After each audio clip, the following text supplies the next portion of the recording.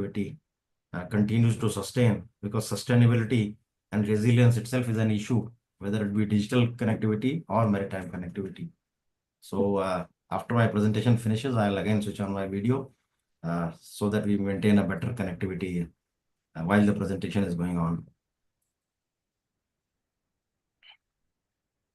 So I start my presentation, of course, now. Am I clearly audible? Yes, sir. Clearly.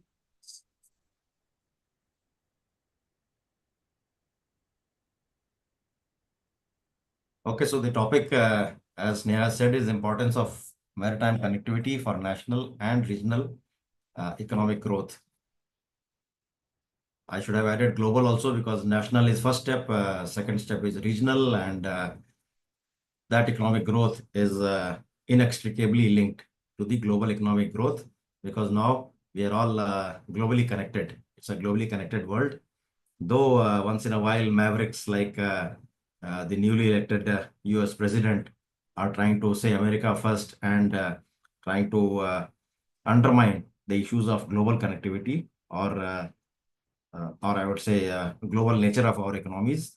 But then the very fact remains that we are so far down the globalization route that one cannot just take a isolationist view and try and reverse the process. With that in the background, I will revisit three of the maps that I showed yesterday. But now these maps will be with in the context of the connectivity over the maritime medium. So this is the first map which I had showed you yesterday. The India's proximate seas, and proximate sounds like near seas, but then Indo-Pacific region for India has become the proximate seas. And as I had decided yesterday, the Indo-Pacific region, as far as India's interpretation goes, extends from the east coast of Africa to the western shores of Americas.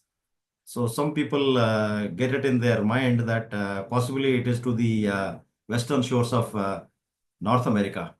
That is why I have put the second arrow to show that it is the western shores of Americas, which in effect means that it extends from the complete east coast of Africa to the western shores of the Americas. That is the continuum from the North American continent over the Central American countries down to the South American countries. So that is the vast expense where India is trying to say that these are our proximate seas, and proximate obviously does not now mean very near. It means the very fact that we are dealing with maritime connectivity means the sea does not separate, sea connects. Only when sea connects, then there is an issue of connectivity that we are going to be talking about. So please keep this geography in the mind. Just to give you a differentiation, US does not consider the Indo-Pacific region to be as same interpretation of India. As far as the US is concerned, Indo-Pacific region extends, of course, into the Pacific region, and the western boundary of Indo-Pacific region, lies at a notional line, perpendicular line, drawn from the border of India and Pakistan, just north of Kutch. So if you can see my cursor, they exclude the this is the western boundary of the Indo-Pacific region as far as the US is concerned. And why they have said so? Because they have named their Pacific Command as Indo-Pacific Command. And beyond this notional line, which is drawn perpendicular down to southwards from the border of India and Pakistan, is that every maritime area west of this notional line falls into the ambit of or area of responsibility of US Central Command. While we do not look at it like that, the US may have its own reasons to divide the area into Indo-Pacific Command and Central Command and African Command and Europe Command. For us, Indo-Pacific, as I just explained, is from eastern coast of Africa to western shores of Americas. So now the next one. India's primary areas of interest. Why is this called India's primary area of interest? Because India's primary economic interests lie in this particular area. And if you remember, I had talked about a document issued by the Indian Navy. It is called Ensuring Secure Seas Indian Maritime Security Strategy. This document of 2016 clearly lays down the primary areas of interest. So, primary areas of interest as well as secondary areas of interest. So, what are the, as per this document, what are the areas of maritime interest for India? India's areas of maritime interest are defined in consideration of the factors described, uh, uh, particularly described in terms of its economic interests and security interests and other related interests. So, based on their relative degree of impact on India's maritime interests, the areas have been categorized as primary and secondary. As India's interactions across the world and the effects of globalization increase, the areas of interest would correspondingly evolve. So, primary areas of interest, as shown here, I have just drawn a notional circle. It is not circular, it is along the rimland of the countries lying in the Bay of Bengal as well as lying in the Arabian Sea. And so it cannot be circular. So because we have to look at only the sea areas.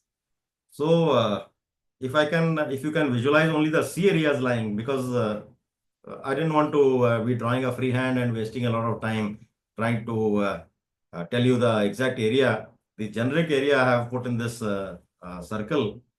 And so primary area of India's maritime interest, which you can always look up in this India's Maritime Security Strategy of 2016 is India's coastal areas and maritime zones, including coastlines, islands, internal sea waters, territorial waters, contiguous zone, EEZ, and continental shelf. So any of these terms which are not clear, some of them would have been clarified during other lectures of maritime literacy course. If they are not clear, and I'm always open to clarifying them for you later. So the other areas are, of course, the Arabian Sea, the Bay of Bengal, the Andaman Sea, and their littoral region. When we say littoral, is the rimland areas, basically the coast of other countries. So they extend till there. The Persian Gulf and its littoral, which is the source of majority of our oil supplies and gas imports, and is home to more than 7 million expatriate Indians. You know, so many of our brethren are settled there and working in the Middle East. Southwest Indian Ocean, including the Indian Ocean region islands and east coast of African littoral regions.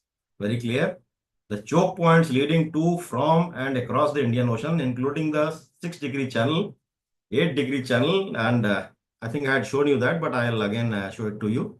The 6-degree channel, the 8-degree channel is obviously above the 6-degree channel. And the Strait of Hormuz, Bab al Mandeb, it is marked there, Malacca, Singapore, Sunda, and Lombok.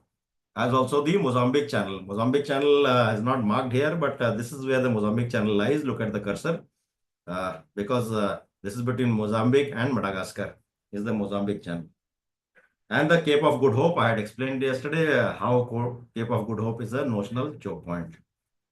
And other areas encompassing our sea lines of communication and vital energy and resources interests.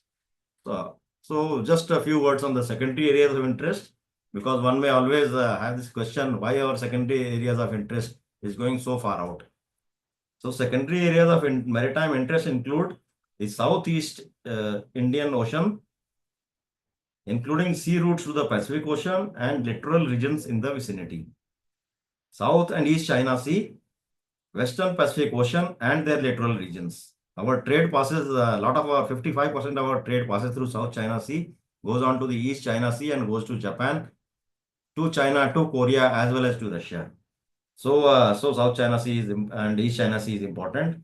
Southern Indian Ocean region, including Antarctica. We have 3 stations in the Antarctica, and we do a lot of research work there.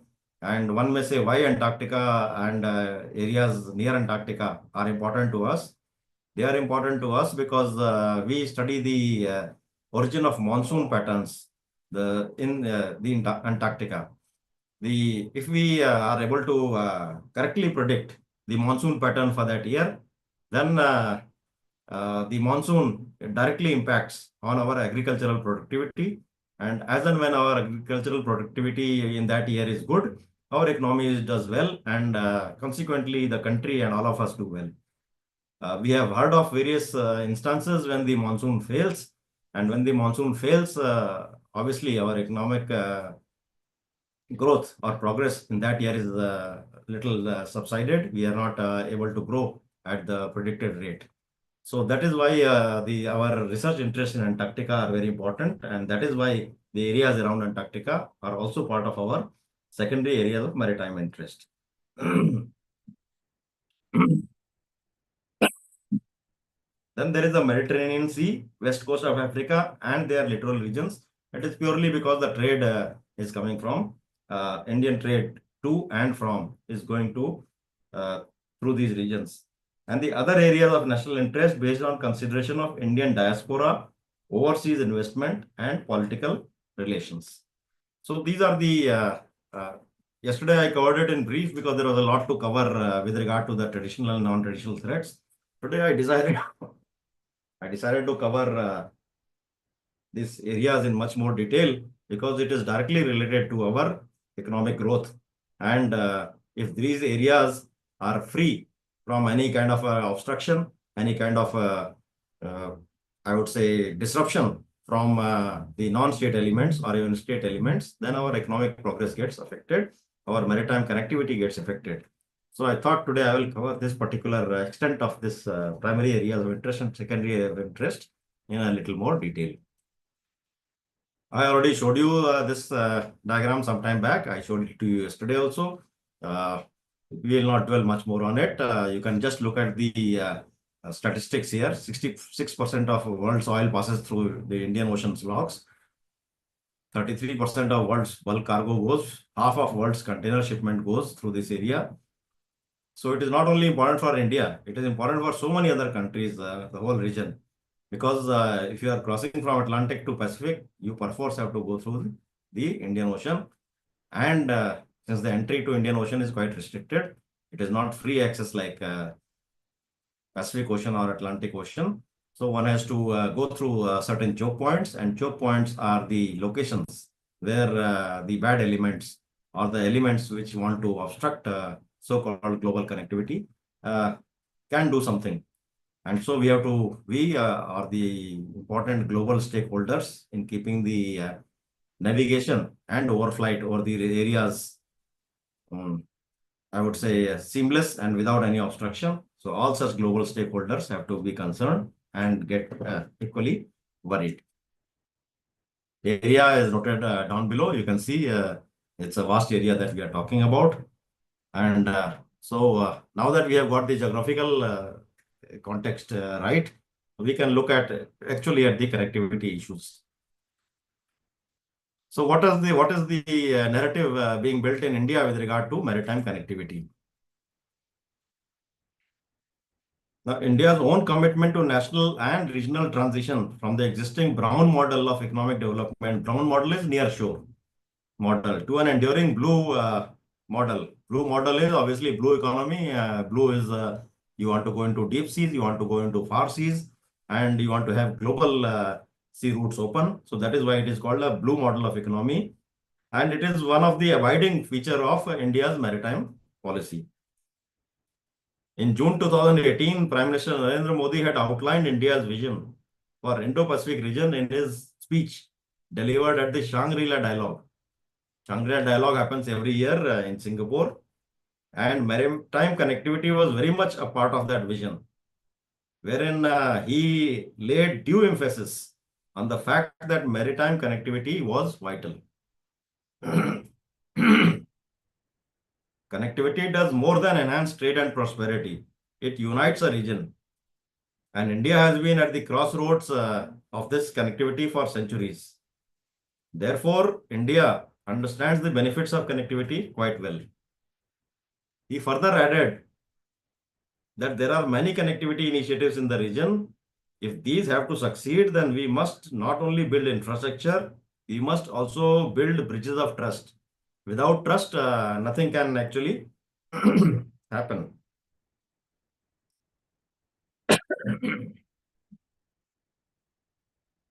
And for that, these initiatives must be based on respect for sovereignty and territorial integrity. It must come out of consultations and be an example of good governance. There should be transparency, viability, and sustainability. They must empower nations and not place them under impossible debt burden. Some of you may remember I had talked about how China is trying to play its economic diplomacy by trying to put countries under its debt trap. It's called debt trap diplomacy, wherein uh, it gives loans and then from the same loans, the infrastructure projects are built. The infrastructure projects do not yield the desired return on investment. The countries are hard put to return the loan amount in whatever installments that is due. And when that happens, the country owes a lot of money to China and it is trapped in a debt trap. And then China wants its pound of flesh. So they ask for something in lieu.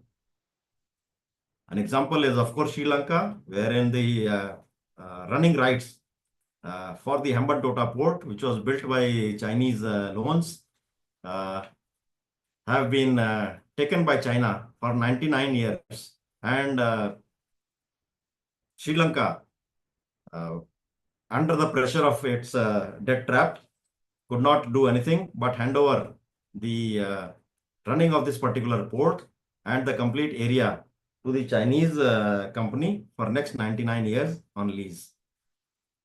So that's our Prime Minister has called out that this is not the model of connectivity that people should adopt and countries should adopt, and the countries which are at receiving end must guard against such a model of connectivity.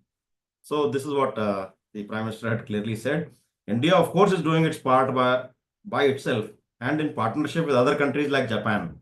Japan is providing loans at a very, very low rate, and it is also deferring in case of distress by the paying parties. So, but India and Japan are doing this in South Asia, in Southeast Asia, in the Indian Ocean, in Africa, West Asia, and beyond. Of course, the quantum of loan that Japan and India can give cannot match China because it has deep pockets and it has a lot of foreign exchange to spare. But one must guard against the tendencies of the country which is giving debt, that it should not pressurize the receiving country into some kind of a debt diplomacy, a debt trap diplomacy, so that later on they suffer and they have to part with their own real estate. Their country's sovereignty gets compromised. They have to give their own country's land in lieu of the debt that they could not service. These are important issues that our Prime Minister spoke about in the Shangri-La dialogue. So what is India's maritime policy? It is encapsulated in the acronym called SAGAR. SAGAR, all of us are from India, so we generally know SAGAR in Hindi means the sea. And SAGAR as an acronym is security and growth for all in the region. And the second initiative, of course, is the IPOI, the Indo-Pacific Oceans Initiative. These twin concepts also underscore India's willingness and ability to augment global efforts to provide public goods within the predominantly, though not exclusively in the Indo-Pacific region. But since Indo-Pacific is our proximate region, we generally lay more focus on the Indo-Pacific. As for IPOI, that is Indo-Pacific Oceans Initiative, in November 4th, that is in November 2019, again our Prime Minister Narendra Modi, what happens is Prime Ministers are given the written speeches by the policy makers, the policy drafters in the government. And when the Prime Minister says something on an open forum, in a conference or in a dialogue or in a multilateral forum, then that becomes the India's initiative or India's view, because Prime Ministerial statement is taken as a policy of that country. So it is a well thought out decision and well thought out policy initiative which is handed over to the Prime Minister. And when he reads it out, he is in total agreement with what the government wants the issue uh, uh, to be put in the public domain and how it is to be pursued further.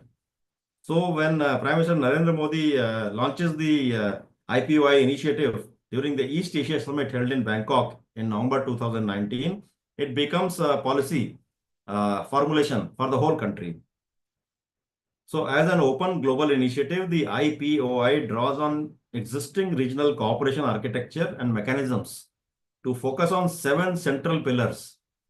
Now, if you can count the pillars here, there are 7 of them, and they are conceived around maritime security, maritime ecology, maritime resources, capacity building, resource sharing, disaster risk reduction, and management, of course.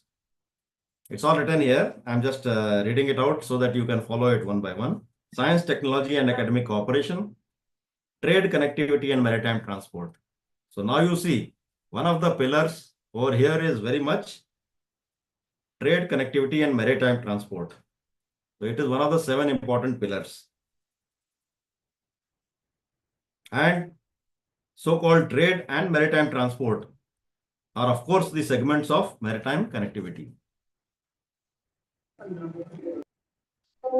PGSS.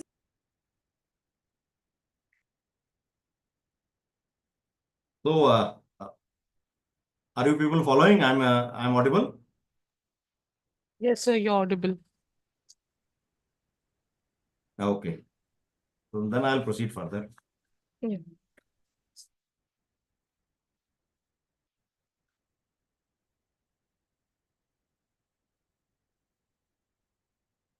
And it would be also useful to recall why am I spending so much of time, because our Prime Minister since 2014 has been a great propagator of this concept of maritime connectivity in general and maritime connectivity in particular. And at various intervals and at various international forums, he has spoken about this. So I talked about in Shangri-La Dialogue 2018, I talked about the East Asia Summit in the Bangkok in 2019, and in the United Nations Security Council, where when he was opening a open dialogue, he was chairing an open dialogue in August of 2021. What did he say? The Prime Minister espoused the principle of responsible maritime connectivity in his opening remarks. At the United Nations Security Council high-level open debate on enhancing maritime security, a case for international cooperation in August of 2021, as I said, in which he specifically emphasized 3 key aspects of maritime infrastructure creation, namely the physical sustainability of such projects, absorption capacity of the countries where such infrastructure is proposed to be developed, and appropriate global norms and standards for creation of marine infrastructure. Again, I'll give you an example of basically the absorption capacity of the countries concerned where the infrastructure is to come up. Hambantota port came up, very less ships are coming. How does it get its return on investment? Ships have to come and offload cargo, load cargo, transship cargo. Nothing is happening there. So no business is coming, no revenue is coming, the debt can't be serviced. Similarly, near Hambantota, the Chinese built an airport, which is called the ghost airport. Not even one person transits through that. No aircrafts land, no aircrafts take off. So it's a ghost airport. You have prepared a huge airport, you have prepared a huge port, and hardly any transit of the ships or aircraft takes place through that. How do you get your money back? So the absorption capacity of the countries while creating infrastructure must be given great consideration by the country which is looking to develop such heavy, I would say, heavy infrastructure items. Because if it is not going to work out, then you are going to be going to a debt trap.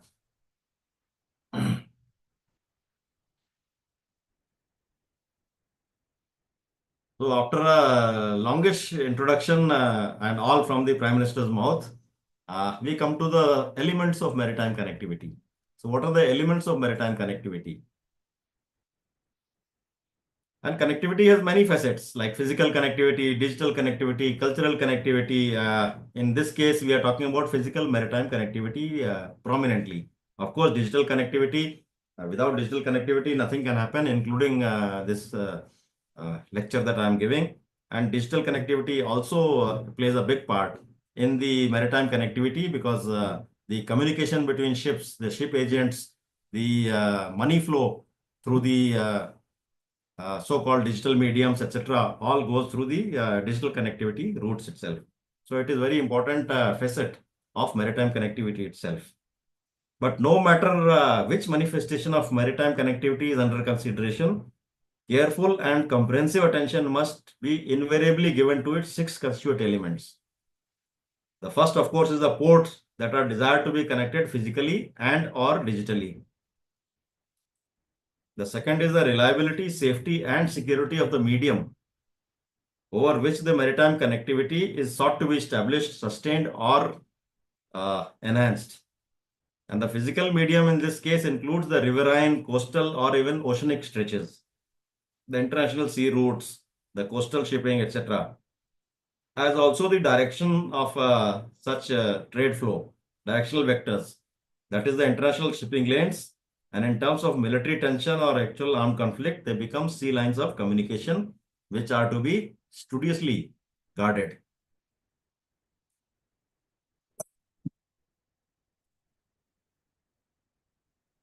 The third element is the physical and digital platforms by means of which this maritime connectivity is ensured. That is various types of ships, maybe manned, unmanned, autonomous, semi-autonomous, and or digital platforms with their operating systems, applications, etc. The fourth is the cargo itself. What has to be carried on these platforms? The items being carried on in these physical or digital platforms, namely the cargo or the human beings, that is the passengers, or the anything, the animals, or the digital package, it is the data packets, etc. The fifth element is the policy frameworks in various countries that deal with the maritime connectivity. And the sixth and final element is the rule-based legal and other normative processes and practices that underpin maritime connectivity. We'll go over these, depends on the time. If we reach end of time, then I'll hurry it up. Otherwise, we'll cover it in reasonable detail.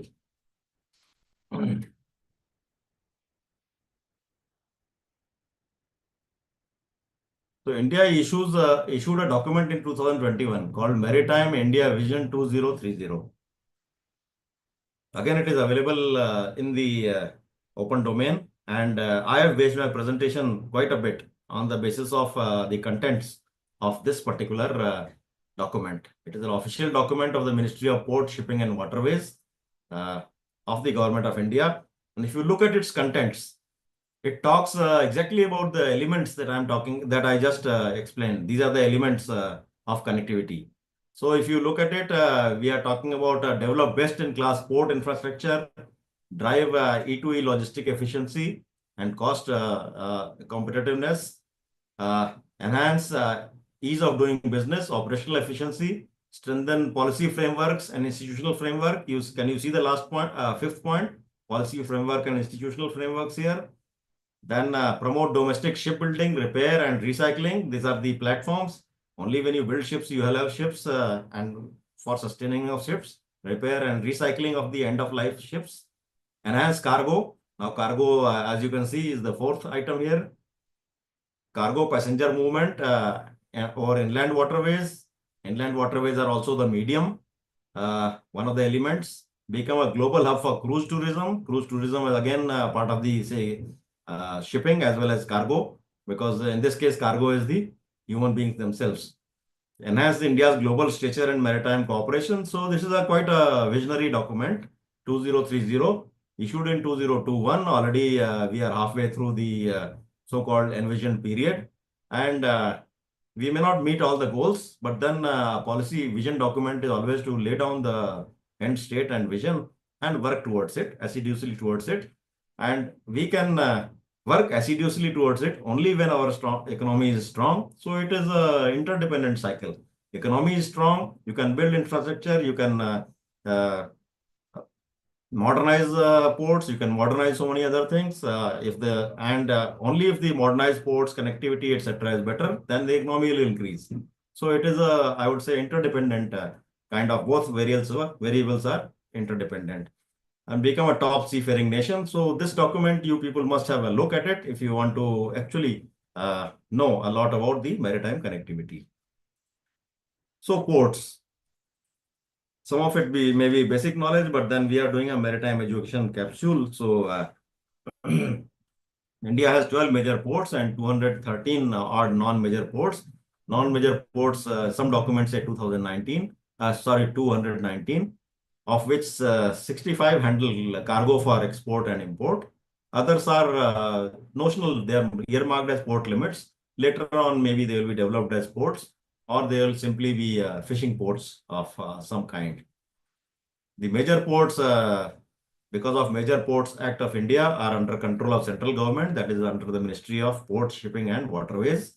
And non-major ports are under jurisdiction of state government and the state maritime boards. There are some private ports under public-private partnership, like Mundra. I just given four examples: Mundra, Pipavav, Hajira, and Kattupalli in Tamil Nadu. And other major ports being developed are the Vadhavan near Dahanu in Maharashtra. Those of you who go from Gujarat side by Rajdhani to Mumbai, you come across a station called Dahanu, well north of Mumbai. So that is a place called Vadhavan there. And Campbell Bay in the Andaman and Nicobar, this is a recent development.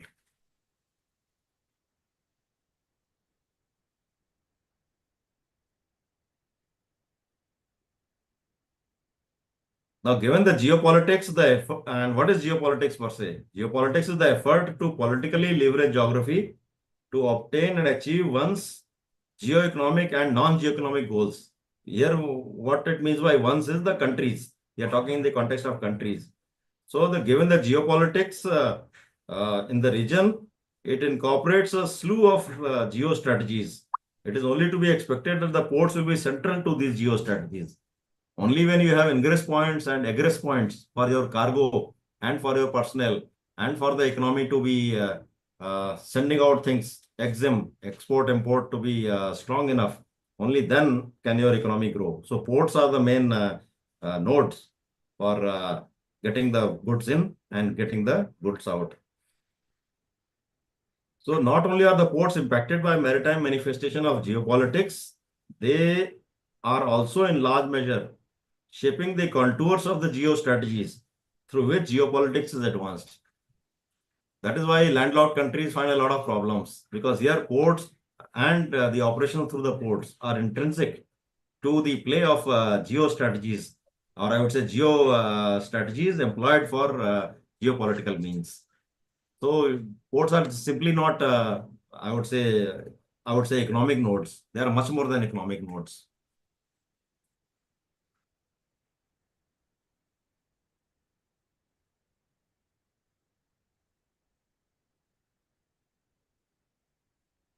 On the left, I have only given some representative photos of major ports, Jawaharlal Nehru Port and Kandla Port. But what is there on the right is more important. Government aims to bring Indian ports to global standard, facilitating more industrialization, manufacturing, and ease of doing business. Two Indian ports, that is JNPT and Mundra, lie in the global top 40 ports. But just to tell you that the first port of India is 32nd in the global ports ladder. So we are way behind in this particular aspect. In fact, the top 7 ports, top 7 out of top 10 ports lie in China. 54% of total Indian cargo is handled at 12 major ports. More than 65% of the capacity has been added in major ports in last 5 years. A lot of work has been done in the last 5 years. Establishment of India's first national center for excellence for green port and shipping.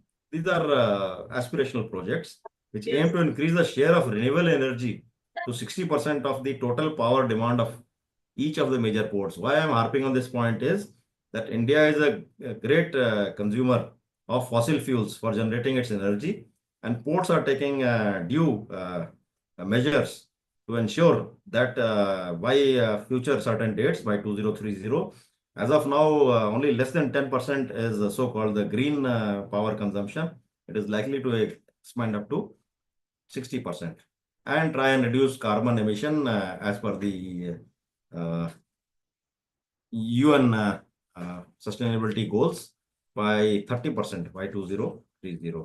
India plans to be a zero carbon emitter by 2070, but then we have to put a timeline and work towards it. It may not happen, but all the same, a vision has to be created.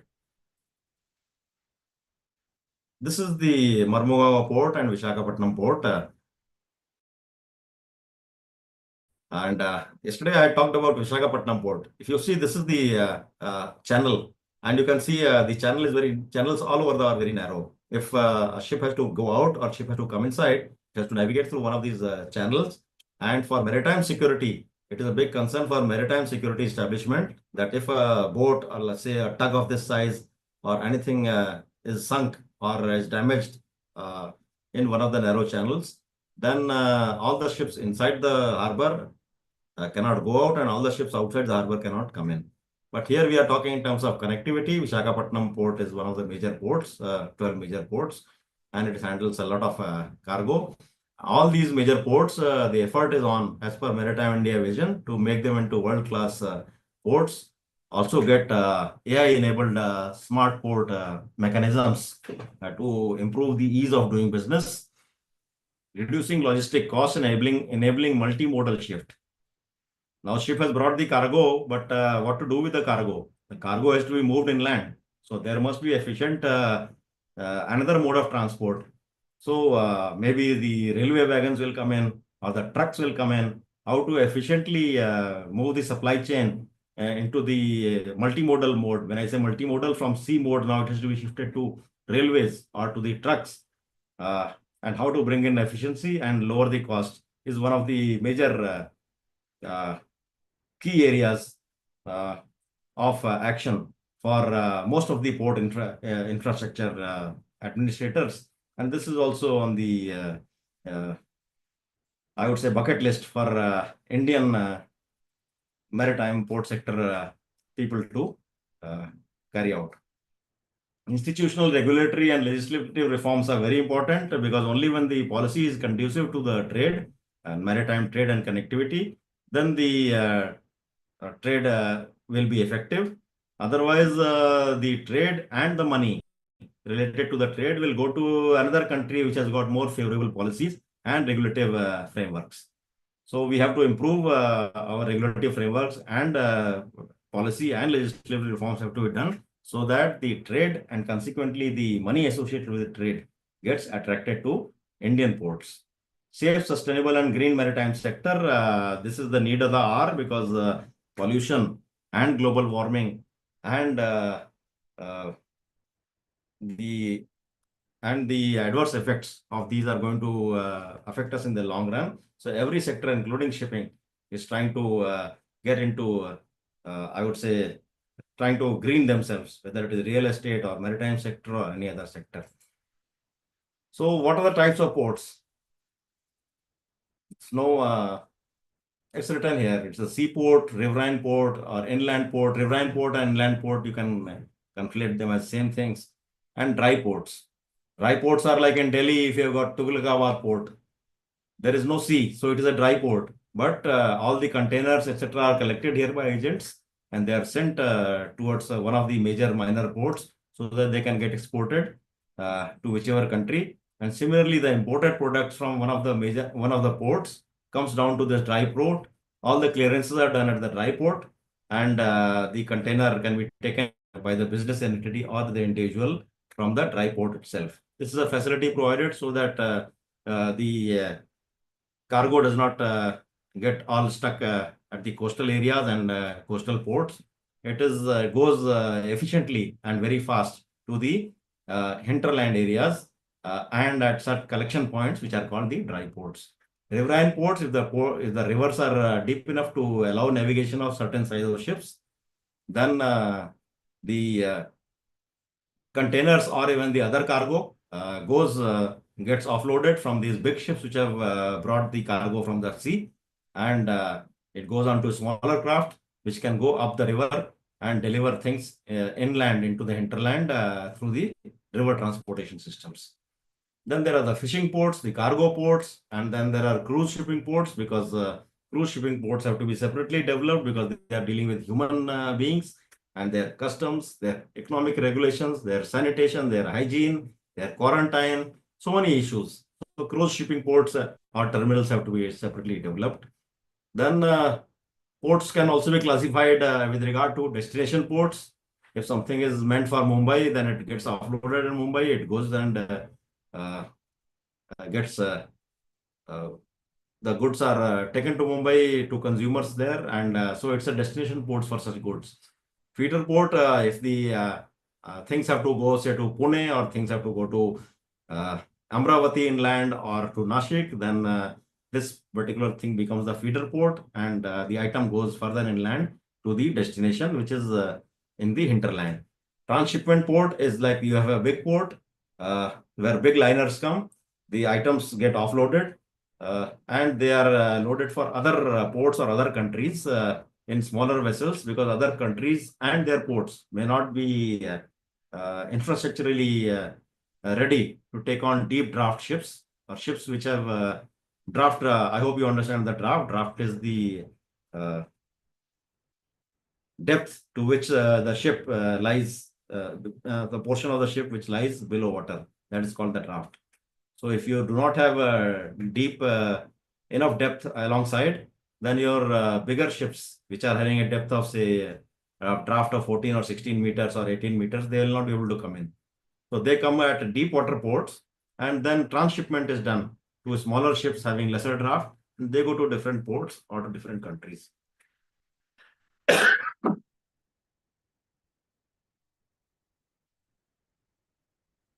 And ports are no longer merely points of connection, as I told you before, between land and sea, but are also nodal points between cities.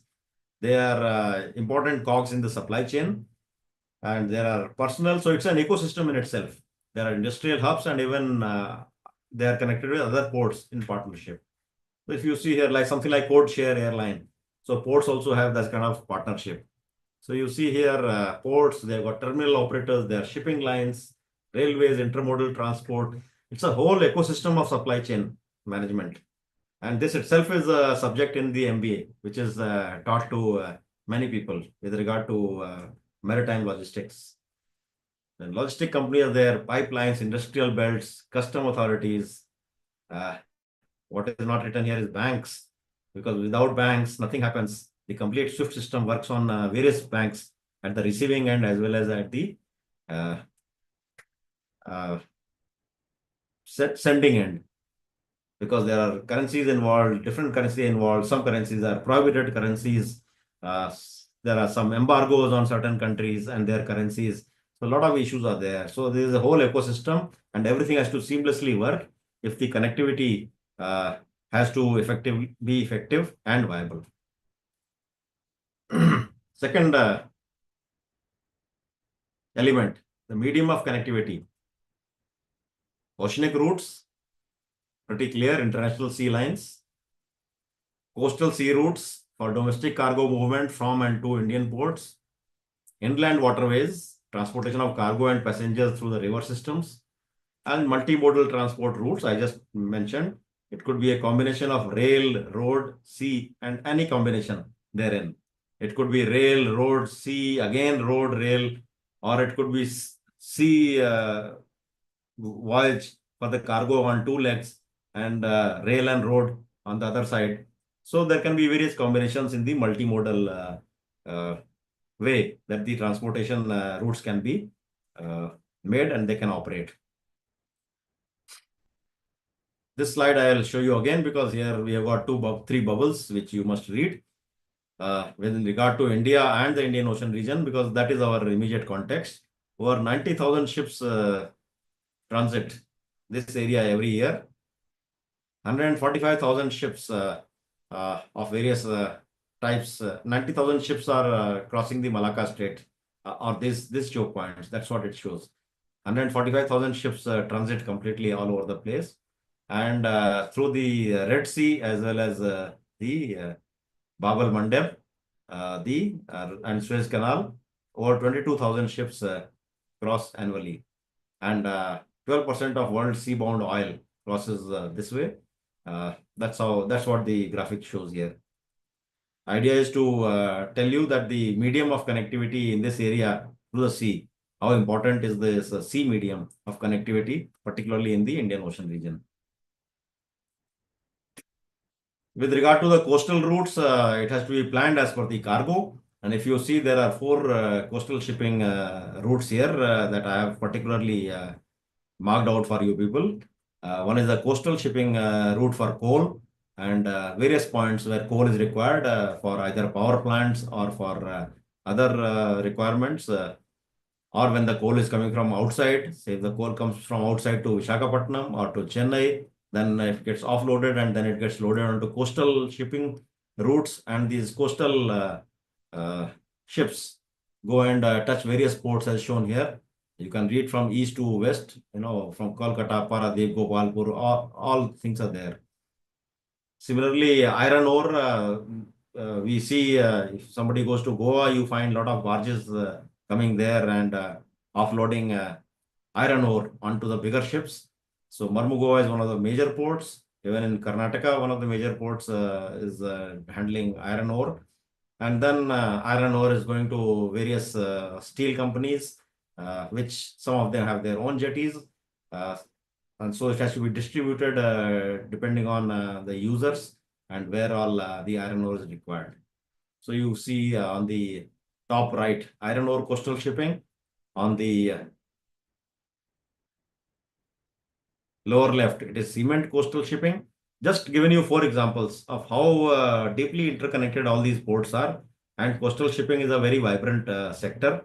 It is not as though there is nothing much happening, because India is a huge country and it has got a huge coastline. Now the coastline used to be 7,500 kilometers. Now it is being recalculated to take in exact length of islands, outlying islands, etc. also. So now it is reworked, length of coastline is around 11,000 kilometers, and it will be promulgated very shortly. If along that coastline people are staying and living and hinterland is located, then all these items, they have to keep moving.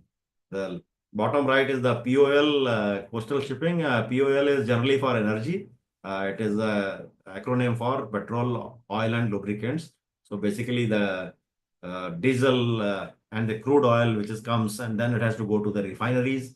So the crude oil which comes from international sea lanes, they gets international sea routes, gets offloaded at certain ports, then it gets reloaded onto the coastal shipping, coastal ships, and then it goes to various consumers along the coast, wherever the oil refineries are.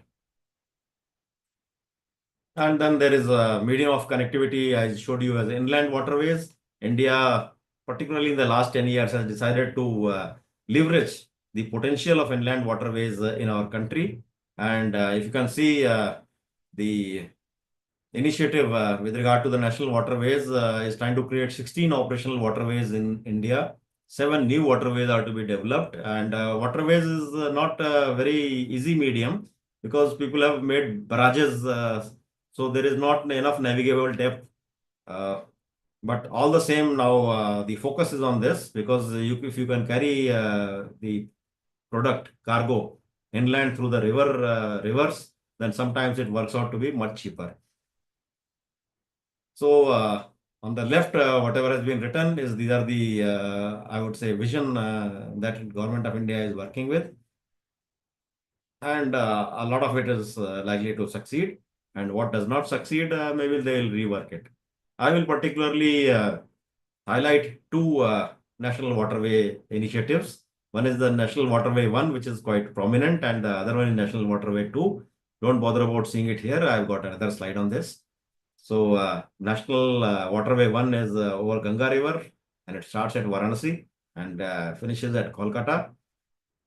And the National Waterway 2 is across the Brahmaputra River, certain part of the Brahmaputra River in the northeast, mainly over Assam. This is the detailed layout plan of the National Waterway 1.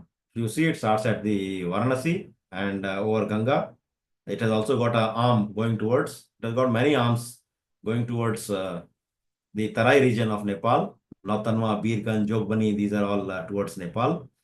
Then through Sahibganj, there is a, of course, Haldia is what is Ganga Sagar and what is beyond Kolkata. So that is where it is going. And there is also a spur going other side of, I would say, into Bangladesh. But then that is become an international relations issue. As and when the things improve with Bangladesh, then maybe it can be progress. Because through Bangladesh, our northeastern region can also be connected. And then there is a National Waterway 2 also shown here. National Waterway 2 is shown here in a better way.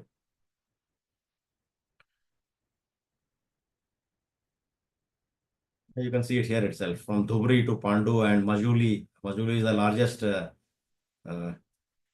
riverine island in the world. Then it goes up to Sadia, all in Assam. This is an example of a multimodal visionary plan.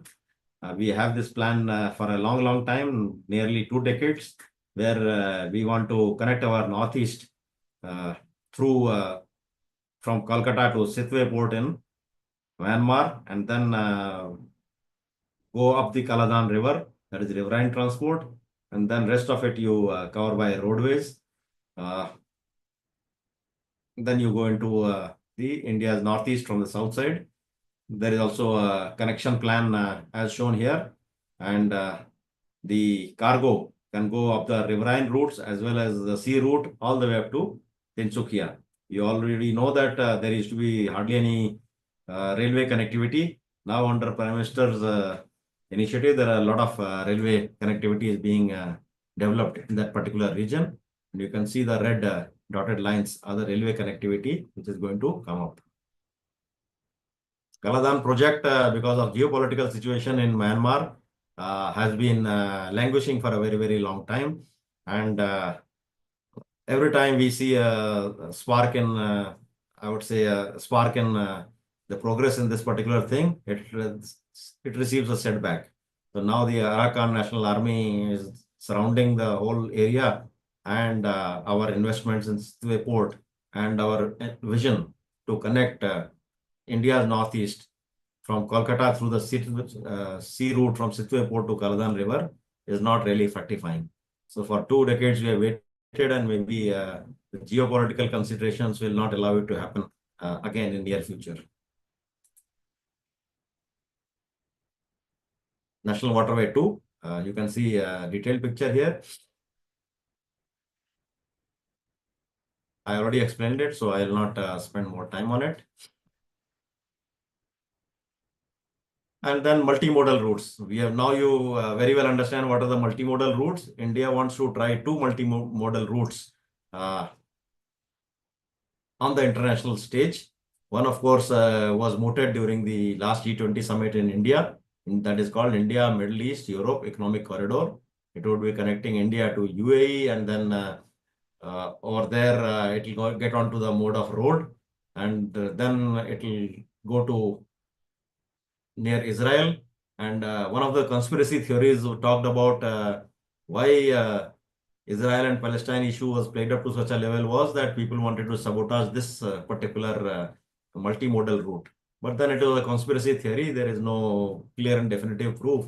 I'm sure the Palestinians and the Israelis have got many more issues of real animosity rather than looking at an international route where India had proposed something. The route is finally supposed to go again into the sea and across the Mediterranean and land up in Greece. So this is one of the multimodal route plan floated by India during the G20 summit. And let's see, as the time progresses, we will know what progress is made on this particular thing. But again, it is aspirational as of now. The second port is the INSTC, that is the international north-south transport corridor. And this corridor was again supposed to be the multimodal way going via Caspian Sea. If you can see Mumbai to Chabahar or even Bandar Abbas port, if you see on the down below thing, and then it goes either through the three routes, either through the Caspian Sea or east of Caspian Sea or west of Caspian Sea. It connects Moscow and finally to St. Petersburg, which is not marked here. And so this is the corridor that one talks about, the INSTC. And while there are again geopolitical issues with regard to Chabahar port, US is involved, Iran, because US and Iran are having a adversarial and quite a inimical relationship for a long time, and India is not able to push its economic interest through Chabahar port. But the effort is always on, and till now India has been succeeding a little, but the operationalization of this particular route is still a long way away.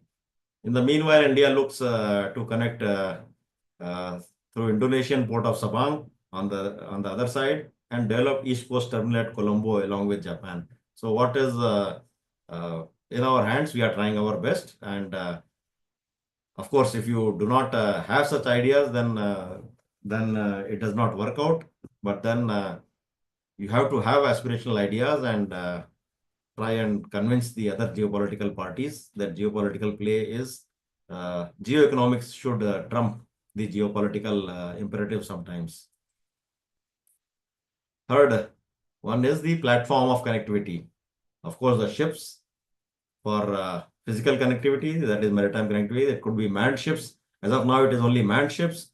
There is a huge constituency of unmanned ships coming, wherein unmanned ships will sail across the Pacific. China and US are the front runners in this technology, wherein there will be no man on the ship, and ships will carry cargo totally unmanned. And autonomous is maybe they will take their own decision. They will navigate without any human interference. They will enter port. They will exit port. They will do collision avoidance. They will do correct navigation. And semi-autonomous, where humans will be in chain to a certain extent for critical functions. But primarily, we must, as of now, look at, in our context, it must look at manned ships. Submarine cables, as I said, for global communication, including for effective maritime connectivity. This is a must. And submarine cables are virtually spread all over the world. So they are spread all over the world, and they also present some kind of a concern to maritime security analysts, because if the communication through these cables is disrupted or these cables are damaged for some reason, which is happening quite often now, some of them are accidental and some are in, one has reason to believe that they are deliberate, but as of now, attributability of blame is not clearly possible. And the digital platforms with their operating systems and applications. Various types of ships, I'm just shown you here, is the depending on their function, their requirement. So various types of ships. I have only marked out some of them. You will find some very unique ships, and I've kept warships out of it because warships are not meant for maritime connectivity. They are meant to ensure that the safety of maritime connectivity is maintained. So I'm keeping warships out of the preview. The role of warships and their function we had covered yesterday. So then we can find the gas carriers. They look like this. Actually, they have huge gas bottles, as you can see. Container ships. Now there are huge container ships which can carry up to 20,000 containers. And just imagine if you were to take out a container which is lying way below in the I would say heart of the ship or in one of the cargo holds, then what kind of planning has to go in to see where the containers should be loaded, what is should be the sequence of loading, what should be the sequence of unloading. And so that's where computerization is there, and that is where a lot of logistic planning is to be done. This is where supply chain management is. The bigger a container ship gets, and it has 20,000 odd containers, suppose on its deck, it can carry, then the sequence of loading, unloading at various ports has to be worked out very in advance. You cannot empty out 90,000 containers just because you want to reach one container, which is among the 1,000, which is lying well below in the decks. You can see how they are stacked up. And the bulk carriers are obviously the things that carry things in bulk, say wheat or coal, or so they open the holes here and just dump in the things in the open way as a bulk cargo. Then there are car ferries. They're also called ro-ro ferries. And if they carry passenger, they are called ro-packs. So both versions are available. And a tanker will never have cranes like this because tanker doesn't require cranes. Tanker requires pipelines to load cargo as well as offload cargo. So when you see a ship, you may try and uh, classify them by visually seeing it as to what kind of a ship it is. So if you find a ship with no cranes like this, no posts like this, then you can assume that it is a tanker which is carrying liquid bulk cargo. And cruise ship, of course, everybody is familiar with what cruise ship looks like. So shipping in the Indian context, we had very less ships of our own. Now we are having many more ships, but then the whole issue is that this is not enough. If you read the call out down below, of the 1529 ships in the Indian register, in 2023, only 490 vessels, just 32% of ships were deployed for overseas trade. Rest 68% were deployed in the coastal trade. So what it might indicate is a thriving coastal seaborne trade, but even that is not so. The tonnage carried by these 1,039 vessels, that is the coastal trade, is just 1.56 million tons. Basically, they are too small, which is just 12% of the total gross tons carried by the Indian fleet. So 68% of the ships carry just 12% of the cargo around the coast. So there is huge potential for the sector to expand. And the bottom line is what I have explained is all written down below. Same thing that I just said. So why I show this to you is there is a huge scope for expansion.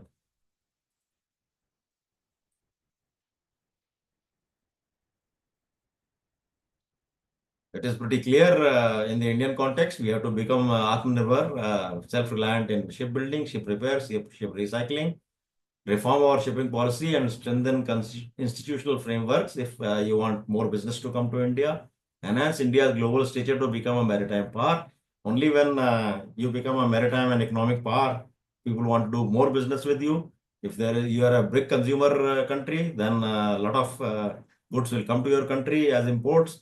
And if you are a power of repute and if you have got enough capacity to export, then you will be able to send out goods through the ships out of the country.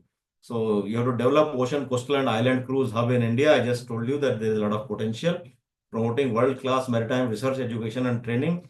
Unless your back end is strong, unless your foundation is strong, you will not be able to carry out the first four. So you have to have a educated crew in the particular domain. You have to have a lot of research and innovation, and training is a must. Just to tell you, after Philippines, India is the largest provider of the so-called maritime crew all across the world. Look at the market. You just see India's share. In shipbuilding, less than 1%. So how much is the potential? And in ship repair, same 1 to 2%.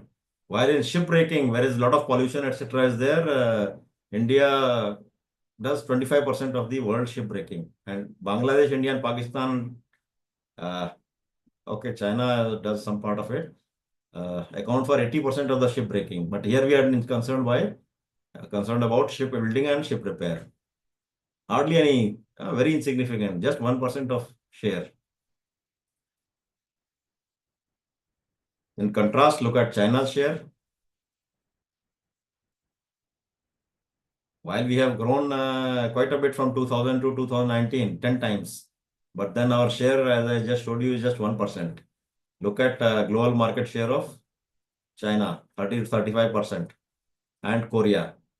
So Korea, Japan, and China are actually the world leaders in making the shipbuilding.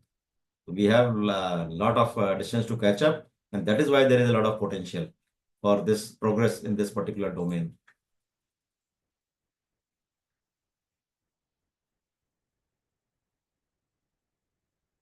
We have 35 shipyards, but only 20 shipyards were operational, and the shipyards are they are not such large shipyards, except a few of the government-owned shipyards, like the Mazgaon Dock Limited or the one in Visakhapatnam,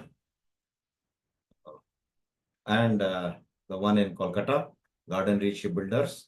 So those are the shipbuilders are repute. Now in private sector, the shipyards are coming up.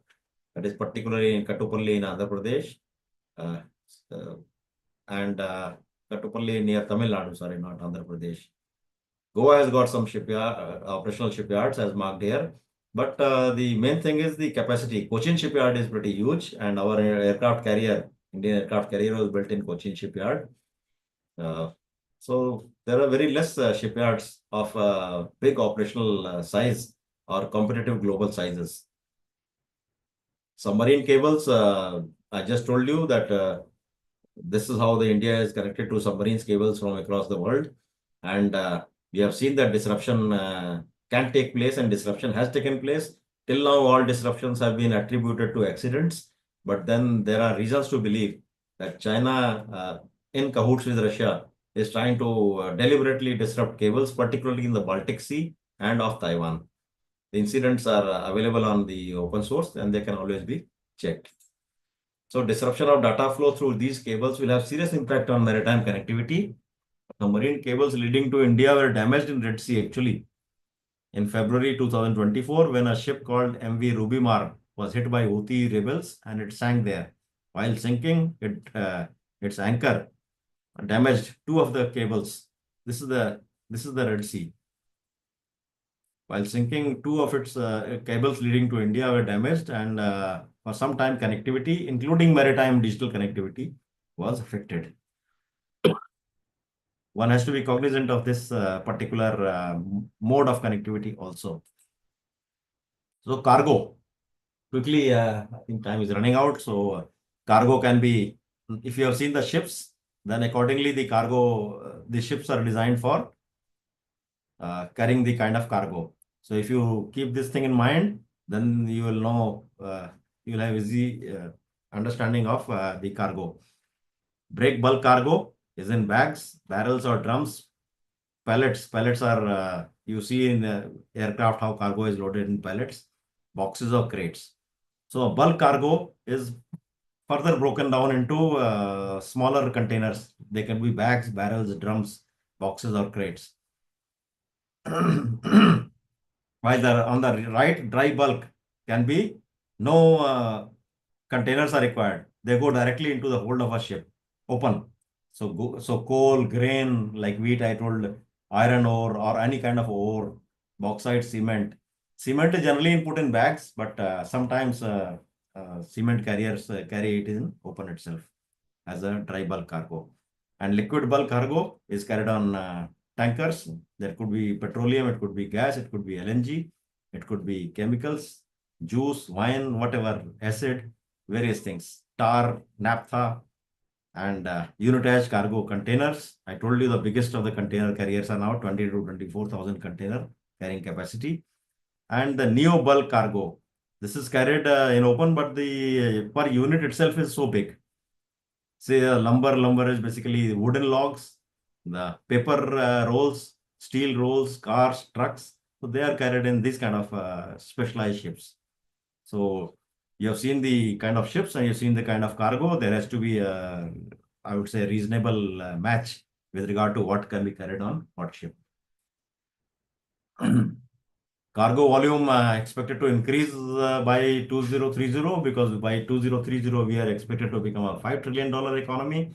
Economy, as I told you, is can only ride on the maritime connectivity because 95% of India's goods by commodities by volume and 70% by value are transported through the sea medium. So obviously cargo volume will expected to increase by 1.72 times to 2 times. That is 1.7 times to 2 times by 2030 if we have to. Now our present economy is about $3 trillion, and if we want to become $5 trillion, obviously 1.7 times to 2 times. Commensurate increase has to be there in the cargo volume also. Main problem is that we do not have mega ports. There is million tons per annum capacity. If you can see this thing, and just as a context, if you can look at port of Rotterdam or even a port of Singapore. Singapore is a small country, city-state actually, but look at the port's capacity, 955 million tons per annum. None of our ports come anywhere near it. So obviously we have to develop some mega ports. Only when you develop mega ports can the scale of import and export can be taken to mega levels. And when you take things to mega levels, then there are lower operating costs because of the larger volumes involved. And if you handle bigger ships, more cargo comes in. You can, if more cargo comes in, you require lesser number of ship trips, etc. And then the economic development in the country, in the hinterland can happen. And as of now, at least 3 ports, one future port, Kandla and Paradeep, and one Vadhavan, which is coming up in future, fit the bill with regard to making them into some kind of mega ports. At least ports which have capacity more than what present capacity is there. Present capacity is on the left bottom, 225, 261. And so we have a lot of way to go if we want to build some mega ports for doing mega connectivity, for doing mega economic progress. So mega is the keyword here. So transshipment hubs are required to reduce cost of trade, to save foreign exchange, and just to see the lot of cargo for India comes. But India does not have a transshipment port, a large transshipment port. So most of the transshipment port, most of the transshipment for Indian cargo is done at Colombo. And you see that is 60% of the trade transshipment for India is done at Colombo. 2% at Dubai and 10% at Singapore. So we should have our own port where we can do at least transshipment of our item, because when you visit our transshipment, everything involves money. When you are removing items, downloading items from a bigger ship to a smaller ship, or loading items from a smaller ship to a bigger ship, that is what is transshipment. Everything involves cost. And so we are paying cost for doing this particular thing to Colombo, and in huge measure. So whole idea is to develop transshipment ports, and obviously transshipment ports require deep draft, because the international liners which are bigger ships having deep draft, they do not look to deviate from their assigned I would say sea lane much.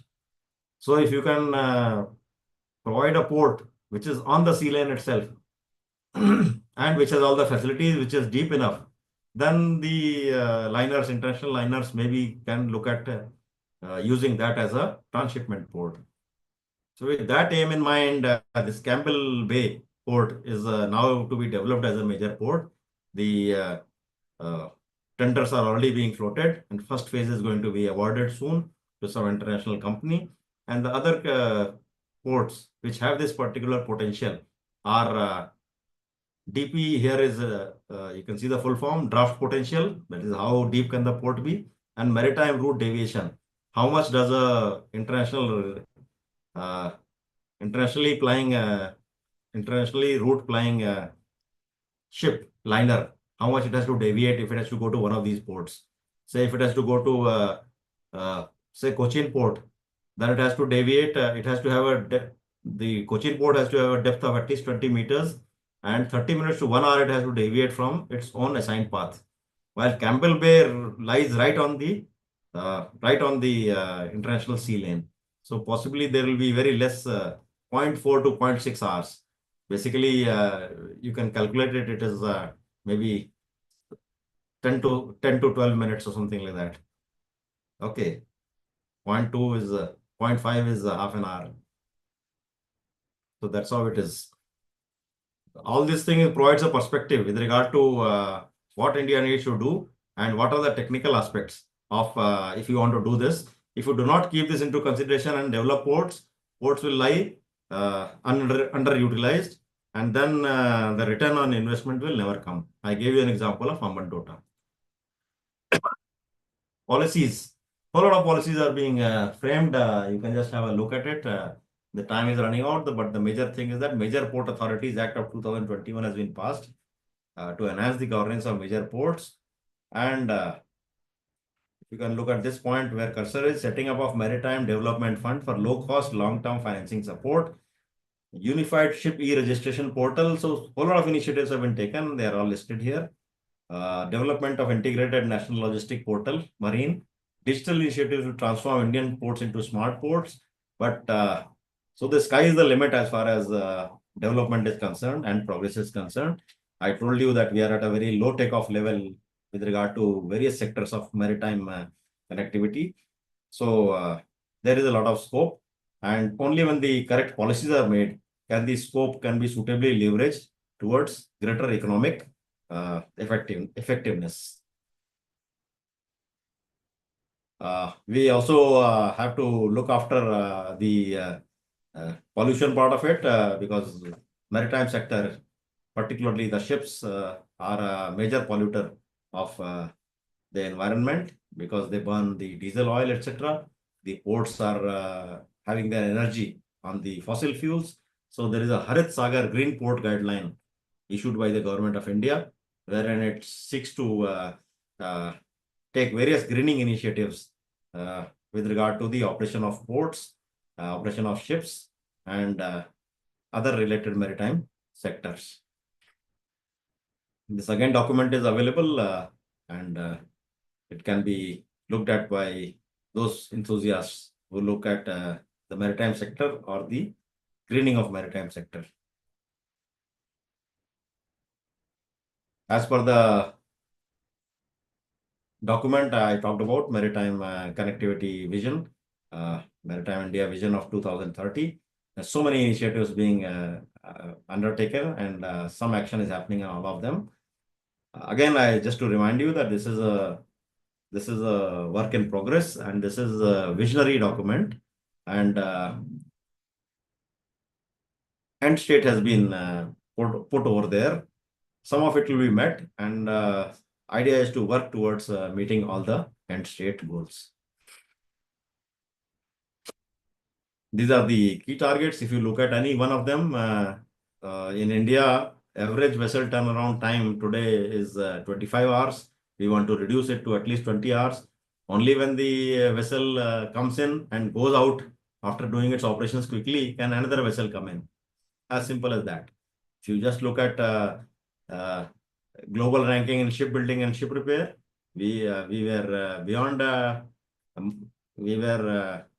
much beyond 20 now, but our aspiration is to become come in top 10, and we must have some ports. We have no ports of more than 300 million tons per annum cargo handling. I showed you the largest port was 226 million tons. We have no ports here. We plan to have at least 3 ports, and one of the ports, as I said, was going to be Vadhavan.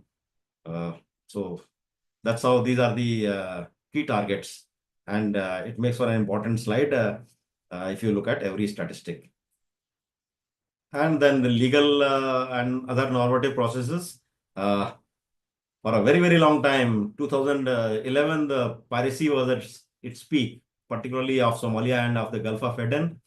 A maritime piracy bill, anti-piracy bill was floated in 2012. And as you know, when the duration of that particular legislative council, or we call it the Lok Sabha, the parliament, when it lapses after 4 years, new elections are called, and new dispensation government takes over, all the pending bills lapse. So they lapsed in 2012. Again, the need was felt in 2019. Again, the bill was floated. Again, the bill could not get passed. Again, it lapsed. And finally, the bill was passed from both houses of parliament in 2022. And now the Indian maritime security agencies have the legal handle to prosecute such, I would say, illegal robbers or pirates at sea. So it came into effect on 22 February 2023.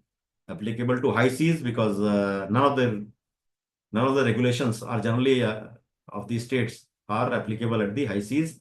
This was made applicable at the high seas, and it establishes designated courts. Prior to 2022, we have caught a lot of pirates. We have handed them over to Indian police. Indian police and Indian legal system had no uh, jurisdiction, uh, legal jurisdiction, because it was not laid down in Indian law to try them. So they either got away freely or they simply languished around this side or that side, and then they were released. So now all this is possible because this particular Maritime Anti-Piracy Act has been passed, and I am only floating one of them. A lot of provisions with regard to the rights of the ships, safety of ships, navigation, safe navigation, and the safety of crew are of course laid down in UNCLOS. But then I had noted them down for your reference. But we will not cover it as of now because we are talking about what are the Indian initiatives, and I have only talked about one Indian initiative recently, that is the Maritime Anti-Piracy Act. This provides safety to the merchant ships to at least from the pirates and the robbers at sea. So these are the various provisions. They are already there, so we will not go into detail. And these are for the safety of seafarers. They're all there in UNCLOS. One can always look at them. 45, 81, 94 articles. And now I'll close my presentation with this particular slide, which is Indo-Pacific Oceans Initiative. And it is now seeing a lot of participation of the various countries, wherein every pillar, and if you see the last time I had showed these as pillars, but actually it's an interconnected web. One issue is connected to other. So the trade connectivity and maritime transport that we have talked about today as a major topic of today's discussion, it is intrinsically connected with everything else, with the resources of the country, maritime security. I just showed you the anti-piracy bill that has been passed, maritime ecology, science, technology, academic cooperation, because the background has to be strong, disaster risk reduction management. Each of these is the interconnected webs. That is why this slide, the concluding slide I have shown with regard to this IPOI and its various pillars getting interconnected in a web, because each is connected to the other, and maritime trade connectivity and maritime transportation connectivity cannot happen in isolation unless all other factors and factions and facets of maritime in the maritime domain are taken into account, and they all feed into each other and are interdependent on it. So I will close with that particular thing, and we still have 5 to 7 minutes for any questions that somebody may want to ask. And that is how I have finished. Thank you. Thank you so much, sir, for your informative session. Very detailed and very well explained. Participants, if you all have any questions, you all can directly unmute yourself and go ahead with the question, or even if you want to discuss any point, you all can unmute yourself.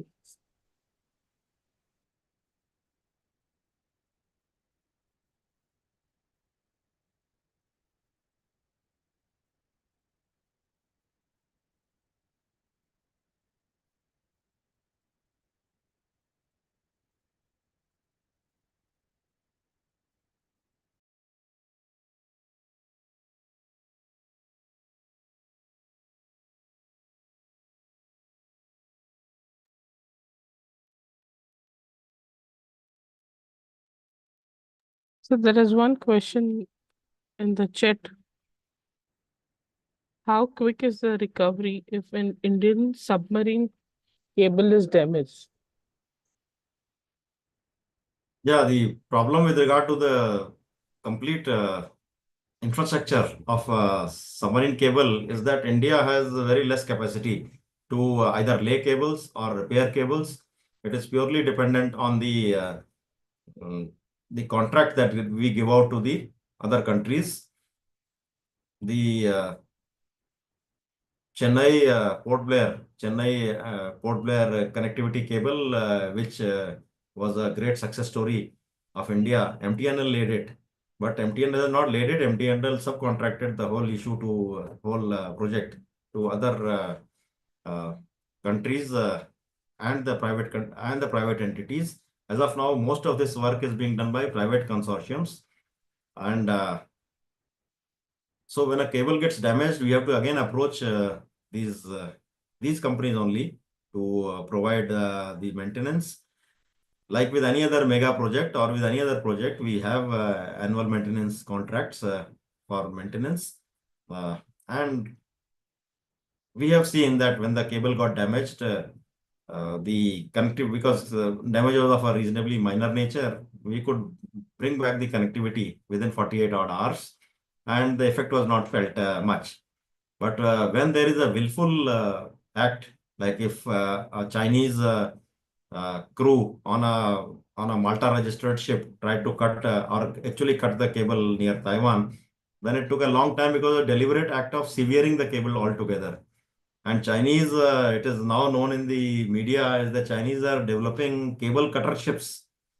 Now, while they may say that we are developing cable cutter ships as part of the infrastructure for cable laying and cable management, etc., and other things, cable maintenance, cable repair. But the very fact that they are developing cable cutter ships can also be used for subversive role. And if they do it deliberately, and say if you cut a cable and take away a part of it, then it might take a long time to repair it. And maximum capacity, of course, is with the some European countries, China, as well as some American countries. So depending on the severity of damage, it might take minor damages there. Then under AMC, they may repair it in 24 to 48 hours. If there is a major damage, then maybe it will. I can't put a timeline to it. Maybe 7 days to 14 days. Maybe it will never be repaired. You will require to lay a new cable altogether. So that is the. It is still a indeterminate kind of a realm, and a lot of study is going on into how to secure such underwater infrastructure.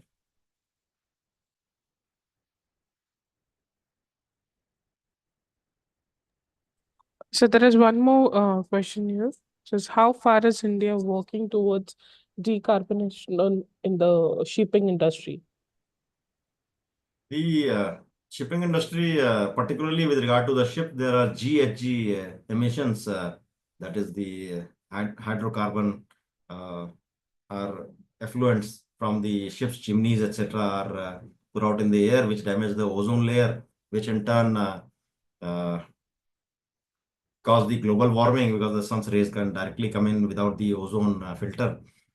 So there are various innovations going on with regard to putting the ships, I would say, improving the quality of fuel on board ships. Previously, the ships used to run on the heavy fuel oil, FFO, what we call. And then the ships came to diesel, and now diesel is having, some diesel variants are having low sulfur and other additives which are harmful additives are being reduced. But these are only flashes in the pan. Main thing is with regard to, as I said, if you have to get a zero carbon emission by 2070, then we have to look for reducing our dependence as far as possible on the fossil fuels like coal. As of today, India is 55%, India's complete energy sector is, when you say energy sector, like electricity and other electricity generation is dependent 55% on only coal. And further, if you put thermal power plants, which are taking FFO as well as FFO is furnace fuel oil and diesel, then it goes much higher. So it has to be a concerted effort on whole of government approach, and simply making a, say, a green port or just concentrating on the port, or not concentrating on the ship which is going to continue to burn diesel. It's not going to happen like that. So maritime sector has to be looked at as part of a complete government's responsibility over various sectors, so that overall the reduction in carbon emissions is lesser. But frank answer beyond that is that this is the needs of a developing country. As and when the developed countries which were developing, they also developed by indiscriminate use of fossil fuels, and they never cared about the pollution. Even today, the per capita carbon, you know, carbon, say, carbon release or per capita use of fossil fuels in our country is much, much lesser. I was seeing a presentation today wherein we come in at 126th rank with regard to per capita usage of fossil fuels. So while it is nice for the developed countries to say that please put a ban on so and so and come to zero carbon emission target by 2070 or whatever this thing, it is practically not possible for developing economies. And that is why in aggregate terms, China and India in aggregate terms are quite large polluters. When you say in per capita terms, obviously we go well below the global average. So this has to be a work in progress. Slowly it has to be done. But I don't know if the earth has that much kind of a time.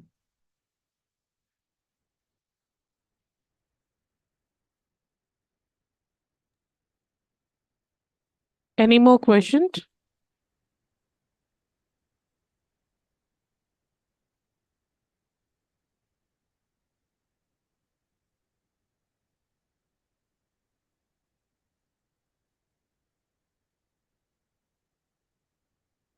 Okay, so since we aren't getting any more questions, can we call this a day, sir? Yes, we can certainly do that. And thank you, gentlemen from Mauritius. I can see that you are the one who asked the question. Thank you so much, sir, for your Okay, so then, 2 days. okay, so then I'll leave the conference. Yes, sir. Thank you so much. Thank you to all the participants. Our tomorrow's session is on goods and services provided by the ocean, which will be conducted by Mr. Sagar Lakhotia. The link for your tomorrow's session will be shared on your group tomorrow in the morning itself. Thank you all for being present today. Thank you, sir. See you all Thank you. tomorrow. Thank Okay, you. bye.